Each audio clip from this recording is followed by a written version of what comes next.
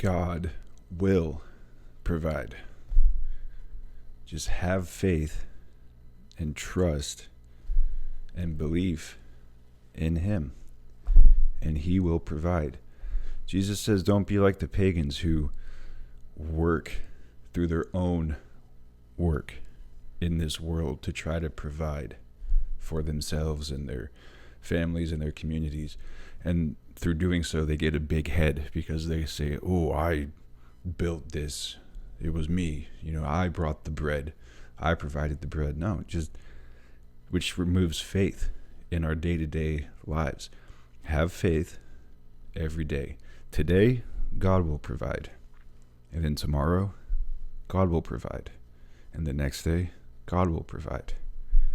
It removes anxiety and worry so that we're not stressing over things unnecessarily because we think we have to provide. Humans, like the birds of the air and the lilies, are able to survive. How much more are you worth, a human being, than a bird or a lily? Right?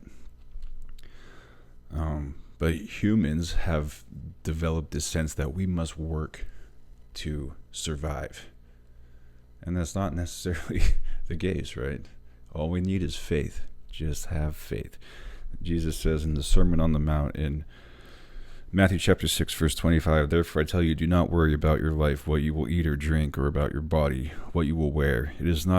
Is not life more important than food, and the body more important than clothes? Look at the birds of the air. They do not sow or reap or store away in barns, and yet the heavenly Father feeds them. Are you not much more valuable than they? Who are you by worrying can add a single hour to your life?